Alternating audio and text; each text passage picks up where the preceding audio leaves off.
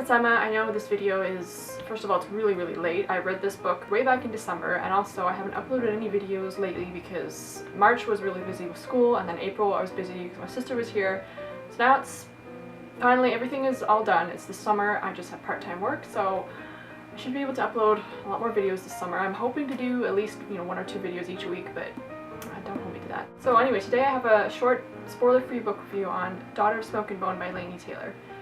It's a book that was very popular on BookTube. I kept hearing all about it, so of course I wanted to read it, just see what all the hype was, and gave it 3 stars.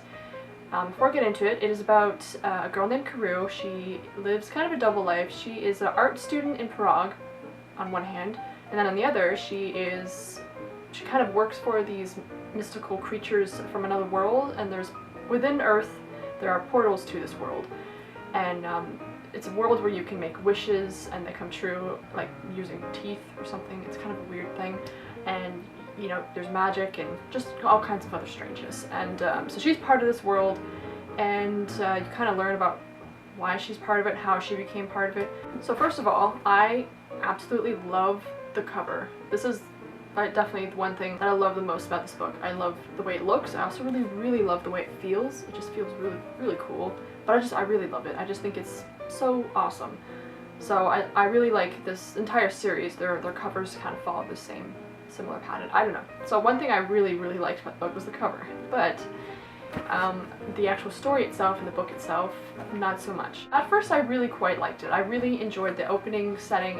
It started off in Prague with this young girl going to art school, and I was like, oh well, this is different. I've never read that before in a YA book. Most of the time it always takes place in America. But I was really surprised and quite happy to see that it was in Prague.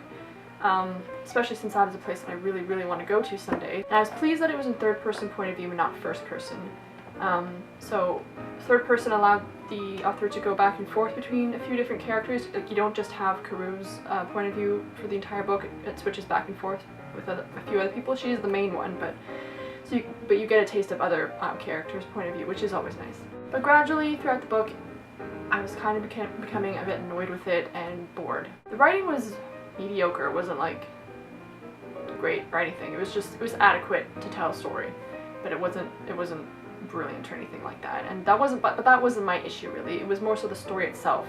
It seemed like not even halfway through the book, it seemed like the author like ran out of ideas or something and just continued on with a drawn out love story, which to me is just so boring. I mean, a lot of people really like YA love stories, but I really don't. It's like the last thing on my list that I want to read when I pick up a YA book.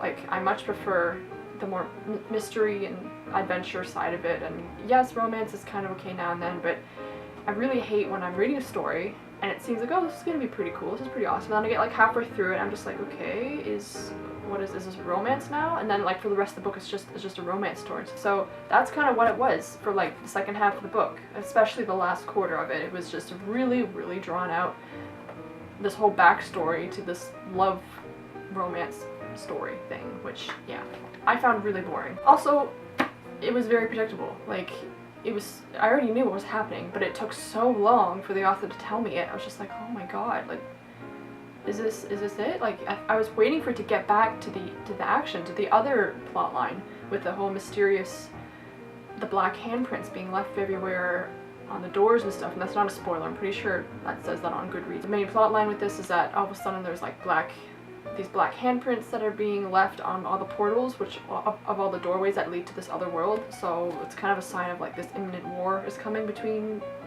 the creatures within the portal world, something like that. I'm not gonna really specify, but I was more interested in that plot line, and then all of a sudden it kind of drifted into the romance thing, and then all of a sudden it was just entirely about that for the most part. I really wanted to get to the present moment, the present action that was happening, but it diverged a lot. But overall, it ended with sort of a cliffhanger, which kind of finally came back to the present plot line in like the last little bit of the book. So I was like, okay, good. And then it ended. I'm like, oh, okay. So now I have to obviously read the next one to find out what happens with that plot line, because that was kind of what I was hoping it would do the whole entire time. So I'm looking forward to continuing the series. I'm just hoping that the second book doesn't focus on any more romance as like a major part of the book. Okay, so that is my quick review for Daughter of Smoke and Bone. If you've read it, please let me know what you think. And subscribe, give it a like if you liked it, and leave a comment, and thanks for watching.